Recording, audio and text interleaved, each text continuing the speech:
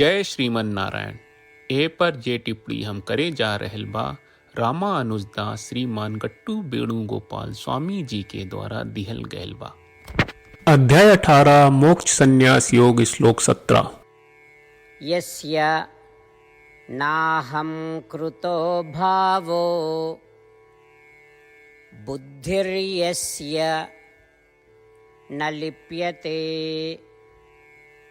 हत्वापि स इमान् लोकान् न हन्ति न निबध्यते। ओम। गीताचार श्री कृष्ण परमात्मा अर्जुन समेत हमनी सबके मोक्ष संन्यास योग सिखा रहल बानी। परमात्मा कह रहल बाड़न, हे अर्जुन, जे सोचेला कि हम करता हई ऐसे एका परिणाम हमरा के ना मिली, ऊ केहू के न मारेला, भले ऊ खाली ई कौरव के न बल्कि ई सब लोग के मार दे, बाकी ऐसा नहीं के ऊ असल में हत्या कर देले बा। इतनो ना ओ पाप से बदन नहीं के ओ पाप के परिणाम तक न भोगेला। ई कह के श्री कृष्ण परमात्मा हमनी के सिखावत बाड़न कि हमनी के आपन कर्म से बदल ना रहे के चाहिए। हमनी के ई सोचे के चाहिए कि कर्ता परमात्मा हवे। हमनी के ई सोचे के चाहिए कि हमनी के कर्ता ना आई और हमनी के आपन कर्म के परिणाम ना मिली। ऐसे ये स्मरण राखत कि प्रत्येक कर्म के मूल कारण श्री कृष्ण परमात्मा द्वारा बताए गए 5 कारक है। ई समझे के चाहिए कि प्रत्येक कर्म के मूल कारक श्रीमन नारायण है। प्रत्येक कर्म के इस प्रकार करे के चाहिए कि श्रीमन नारायण प्रसन्न हुई। श्रीमन नारायण के प्राप्त के आपन जीवन के लक्ष्य बना के हमरी और सिर्फ श्रीमन नारायण की शरण लेके हमनी के श्री कृष्ण परमात्मा के वचन के ठीक वैसन ही जैसन श्लोक के रूप में वा दोहरावे के कोशिश करी जा। यस्य नाहं कृतो भावो बुद्धिर्यस्य न लिप्यते हत्वापि स इमान् लोकान् न हन्ति न निबध्यते। श्रीमद् भगवत गीता का पूरा सार श्री कृष्ण परमात्मा ने अध्याय 18वें के श्लोक 65 से 70 में 8 काम करे खातिर दिले बाड़े। श्री कृष्ण कहले, हम ओ लोगन से प्रेम करनी जो लोग इन 8 बातन के मान तारे। हम ओ भक्तन के हर तरह से रक्षा करब। श्री कृष्ण परमात्मा के द्वारा बोलल गईल संपूर्ण भगवत गीता सुनला के बाद अर्जुन कहले, करिष्ये वचनम त्वा, जेके मतलब बा कृष्ण मैं उही करब जौन आप कही। यही कारण बा श्री कृष्ण अर्जुन के हर तरह के सफलता आ विजय प्रदान करेले। आई परमात्मा के आपन व्रत देई कि हमनी के ये 8 गौ कर्म के पालन करी जा। ई वचन परमात्मा के देवे से बड़न कौनो पूजा तपस्या यज्ञ नहीं। हम 8 प्रण कहब जौन हमनी के करे के चाहिए। आप सब कृपया इन्हन के आपन दिमाग और दिल में सोची। श्री कृष्ण के आपन वचन देवे के ई तरीका में हमनी सबकी कल्पना करे के चाहिए कि श्री कृष्ण का चेहरा खुशी से चमकत बा और खुशी के एहसास करत बा। जय श्रीमन नारायण। यहाँ हमनी के 8 वादा बा। हमनी के पहला वादा, हे श्रीमन नारायण, आपका निर्देश के मुताबिक हम हमेशा तोहार ध्यान करब और तोहार बारे में सोचब। हमनी के दूसर वादा, हे श्रीमन नारायण, आपका सलाह का अनुसार हम हमेशा आपका भक्त रहब। हमनी के तीसर वादा, हे श्रीमन नारायण, हम आपन सब काम तोहरा सेवा के रूप में और तोहरा संतुष्टि खातिर करब।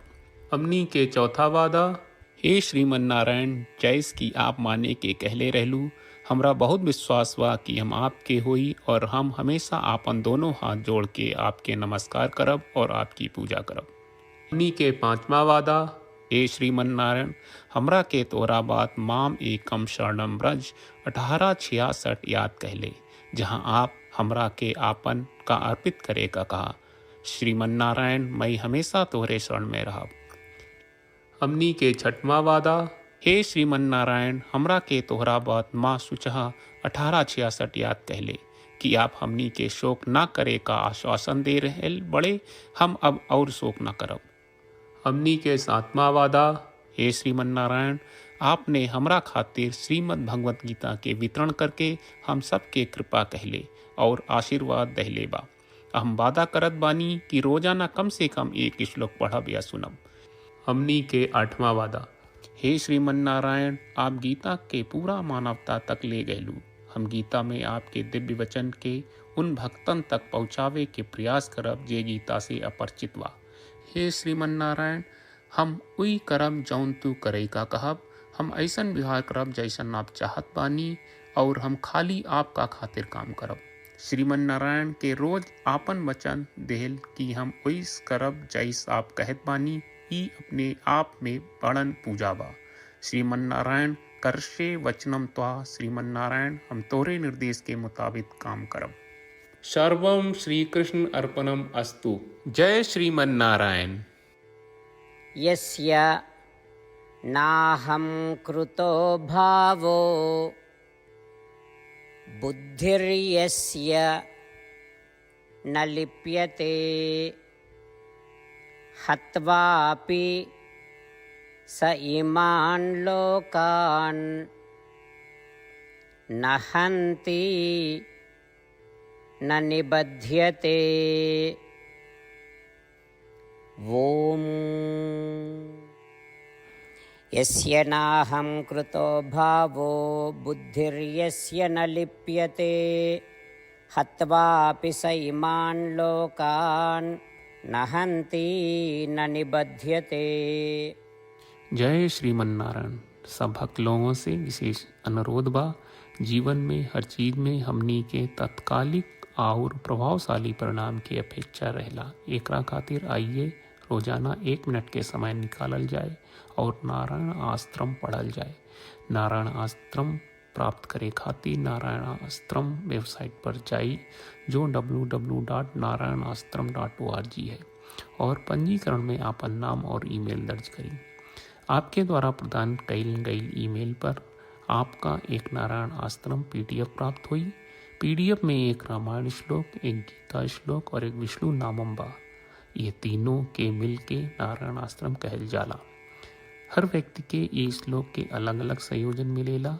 जब हर कोई 24,000 भक्तन के साथ रोजाना आपन नारायण आश्रम पढ़त आ सुनत बा ता हर दिन संपूर्ण रामायण का 1 दौर, श्रीमद् भगवत गीता पारायण के 33 दौर और श्री विष्णु सहस्त्रनाम स्तोत्र पारायण के 24 दौर प्रतिदिन पूरा होएला। ई एक बहुत ही उल्लेखनीय और विलक्षण परिणाम बा जौन हर एक दिन ऐस करे से निकलेला।